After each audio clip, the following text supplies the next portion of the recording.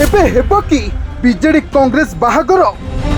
राज्यसभा आसन पई एकाठी होई गले नवीन भक्त कॉमन कैंडिडेट दे हिडन पॉलिटिक्स आरंभ कले कि दुई दल ना देइथिले भक्त प्रार्थी चयन कले नवीन हेले चतुर्थ आसन नहीं पारिबे तो 2024 साधारण निर्वाचन बेले कांग्रेस नाना ढंगरे प्रतिवाद करिथिला बीजेडी बीजेपी एकाठी अछंती कही नाटकीय विवाह कला हेले एबे कांग्रेस रो असल मुखा सामना को आसी जाइछि कारण राज्यसभा आसन पई एकाठी होई गला बीजेडी कांग्रेस राज्यसभार चतुर्थ आसन पई दुई दलंकर संख्या नथिबा बेले कॉमन कैंडिडेट नारे आसन हातेबा पई बीजेडी कांग्रेस बड़ प्लान करथिबा चर्चा हेउछि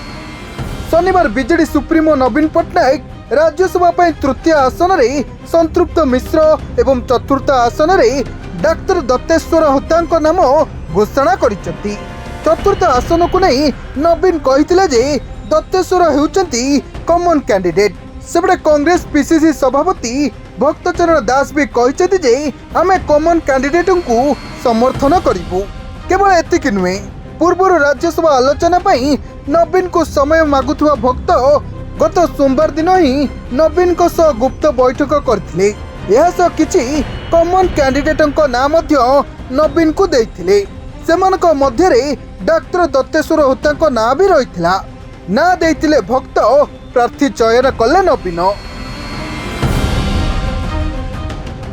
अन्यपटे पूर्व दोष लदालदी होउथुवा दुई दल एबे राज्यसभा आसन पई एकाठी होइचंती बोली सुनिबाकू मिलुथुवा बेले एबे दुहे मुखा लगा विरोधी दल बोली चर्चा हेउछि जहाकू नै राजनीतिक महल रे आगु को बीजेडी कांग्रेस रो बाहागर होई पारे बोली आशंका करा जाउछि